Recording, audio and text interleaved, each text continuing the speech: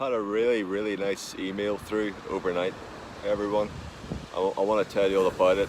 I'm a very proud fella right now, I'll tell you that for nothing.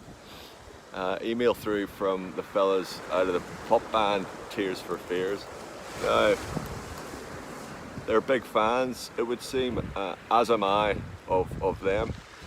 Particularly the album songs from The Big Chair. They were just very complimentary about all my information, just feeling a wee bit more enriched as a result of my broadcasts. So I thought best to reply to the lads and say, thanks very much fellas, it's good to know you're out there watching my videos. I'd like to ask you a question though, being a big fan of the album songs from The Big Chair. As I said, fire away, Mr. Stephen, fire away, what do you want to know about The Big Chair? I said, well, you've hit the nail on the head there, so you have.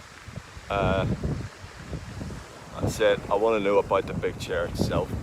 I said, you can't just put an album out with a title as mysterious as that and then not tell us about The Big Chair itself. So he said, well, we'll tell you about it. It's actually a very good story and one that deserves to be told after all these years locked away. So Kurt says that in the house next door to his where he grew up, there lived a lady who once worked at Booth Film Studios back in the 1970s, around the time that they made the Star Wars film, the first Star Wars film. I don't even remember the film, I'm sure you probably do, but there was a big baddie in it by the name of Darth Vader. Darth Vader, folks, very big indeed at all. And he was played by an actor by the name of David Prowse, who hails from the Bristol area. Dave Prowse, naturally very tall man, he had a special big chair that was designed and fabricated by none other than George Lucas and his crack team on the set of the film. He said, you're a big man, Dave, and here's a big chair for you. Now, that's all well and good. Dave would quite happily, when he was having wee breaks from the shooting schedule, would just go and have a good sit down, relax, have a wee cup of soup perhaps, and he would get his wee notepad out, because he basically had ideas that went beyond the realms of merely being an actor and a bodybuilder. He fancied himself as a bit of a songwriter too. He wasn't that brilliant in it. I mean, he had some good ideas, very strong ideas, but he could never quite finish the song.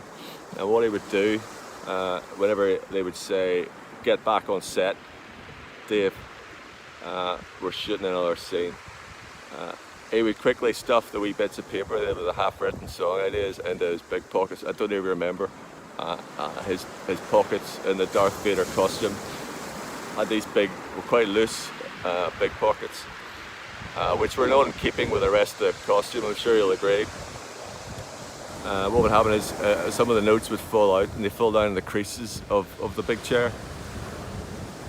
Anyway, Dave, being the lovely man that he was, whenever he finished shooting the film, he gifted the chair, the big chair, to the wee woman who lived next door to them when they were growing up.